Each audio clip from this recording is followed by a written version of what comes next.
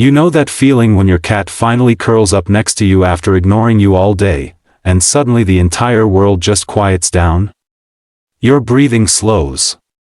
Your thoughts stop racing.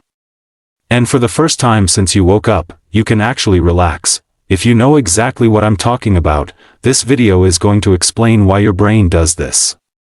And it has almost nothing to do with loving cats. Let me ask you something. When your cat knocks your coffee off the counter, makes direct eye contact, and doesn't even flinch, do you get mad, or do you just sit there admiring the audacity? If you chose option 2, congratulations. You're about to learn why your nervous system works the way it does. Here's what nobody tells you about being a cat person. It's not really about personality. It's not about whether you're introverted or extroverted. It's about how your nervous system processes the world around you. Some people regulate through activity and engagement. They need external feedback, constant interaction, clear structure. Dogs are perfect for them. Dogs initiate contact, mirror excitement, keep energy moving. It's a rhythm that matches their internal state, but other nervous systems work completely differently. They regulate through stillness. Through predictability. Through the complete absence of pressure. A cat doesn't rush toward you to discharge energy. It settles into a space and lets you settle with it. There's no demand to respond, perform, or manage someone else's emotional state. And for people whose nervous systems spend most of the day anticipating, adjusting, and self-monitoring, this is everything. When someone says, "I don't like dogs, they're too much," they're not being judgmental. They're describing overstimulation. When they say, "I like cats, they're peaceful," they're describing regulation. Cat people aren't choosing distance. They're choosing environments that allow their bodies to downshift, reduce vigilance, and rest without performing. And once you understand this, everything makes sense. Ever notice how the bond you feel with a cat is calming in a way human relationships often aren't? Think about it. Human relationships are filled with unspoken demands. Expectations to respond quickly. To explain your feelings. To reassure. To match emotional energy. Even affection comes with pressure. Why aren't you more expressive? Why don't you need me the way I need you? Why didn't you text me back faster? For people who are sensitive, observant, or easily overstimulated, this constant negotiation is exhausting. Cats don't operate that way. A cat never assumes access to you. Its affection is offered, not imposed. When it chooses to sit on your lap, it does so without expectations of conversation, eye contact, or emotional performance. And when it leaves, it doesn't require justification. No guilt. No explanation. Just movement. This mutual respect for boundaries creates something rare, connection without intrusion. Studies on cat-human interactions show that cat lovers aren't avoidant of intimacy. They're avoidant of pressure. They want closeness that unfolds naturally, without urgency or demand. Cats model exactly that. They teach through behavior that attachment doesn't require constant proof. You don't have to earn a cat's love every single day by being entertaining or available or emotionally accessible. You just have to be there. Quietly. Consistently. With cats, affection must be earned and maintained through attunement. You learn to read subtle signals. A flick of the tail.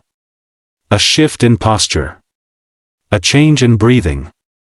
The way their ears rotate when they're listening but pretending not to care. Over time, this builds a relationship rooted in respect rather than control. Consent is central to this dynamic. You don't pet a cat because you want to.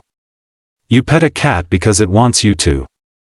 And for people who have experienced boundary violations of any kind, whether in childhood, in relationships, or just in the constant small invasions of daily life, this matters deeply. Now let's talk about what's happening in your body when a cat purrs on your chest. Before thought. Before interpretation. Before emotion even has a name, there is regulation. And cats have a secret weapon for it, a cat's purr operates at low rhythmic frequencies, usually between 25 and 50 Hz, that your nervous system responds to instinctively. Before you consciously register comfort, your body begins to slow. Your breathing deepens. Your heartbeat starts to sink. Muscle tension softens. Stress hormones drop. Low-frequency repetitive sounds signal safety to the brain. They tell your nervous system that nothing urgent is required. No action. No vigilance. Just presence. For people who spend most of their lives managing emotional environments, navigating social cues, anticipating what others need, this kind of regulation is rare. Silence can feel empty. Noise can feel overwhelming. But the steady hum of a purr sits perfectly in between. It fills the space without invading it. That's why many cat people describe a sense of grounding that's difficult to explain to others. They don't feel excited. They feel settled, as if their internal pace has finally matched the world around them. This is co-regulation without conversation. Comfort without performance. And your body learns fast. Once it knows a certain presence brings it back into balance, attachment follows naturally. It's not a choice. It's biology, now, about that intelligence thing. Yes, studies show cat lovers score higher on cognitive tests, but it's not because cats make you smarter. It's because certain personality traits cluster together. People who are more introverted tend to spend more time in solitary intellectual pursuits. Reading. Writing. Contemplating the existential dread of modern existence while a cat sits on your keyboard. Research from Carroll University showed this correlation clearly. Cat people scored higher in cognitive abilities and openness to experience.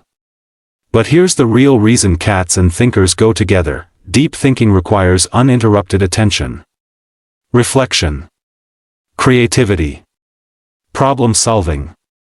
They all depend on long stretches of mental quiet. Cats don't interrupt. They coexist alongside focus without demanding it. They don't pull attention outward or require ongoing engagement. Their presence fills a space without fragmenting it. This is why so many writers, artists, and philosophers have gravitated toward cats throughout history.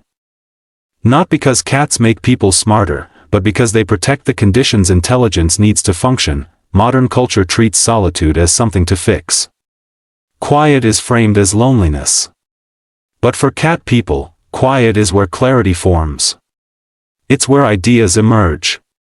It's where the noise of the world finally stops dictating how you feel. There's also a biological reason why a cat, an efficient solitary predator, can make you feel an almost irrational urge to protect it. Your brain responds to what scientists call the baby schema. Large eyes relative to the face. A rounded head. A small nose. Soft movements. When your brain detects these features, it releases caretaking impulses before conscious thought intervenes. Domestic cats match this pattern remarkably well. When a cat looks up at you, your brain registers infant, not hunter. For many cat people, this dynamic feels safe because it's one-directional without being emotionally demanding. Caring flows outward without the expectation of constant reciprocity. The cat doesn't ask you to be cheerful. It doesn't require reassurance. It doesn't monitor your mood or punish you for having a bad day. For people who learned to be emotionally contained early. Who learned that expressing needs was inconvenient or unwelcome, nurturing something that doesn't intrude can feel easier than receiving care yourself. It allows closeness without vulnerability overload. But perhaps the most profound thing about cat people is this: we love creatures that don't need us. And that's revolutionary. In a culture obsessed with being needed, with being essential, with proving your worth through how much you give, cat people have chosen differently. We've chosen to love something that stays not out of dependency, but out of preference.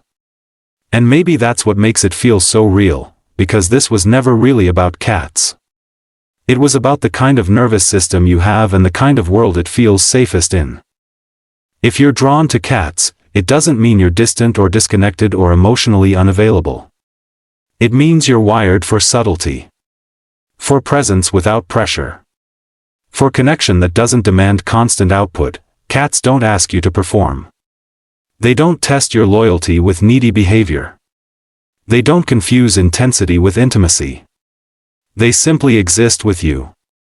And for some people, that quiet companionship is exactly what they need to feel human again. To feel like they can breathe.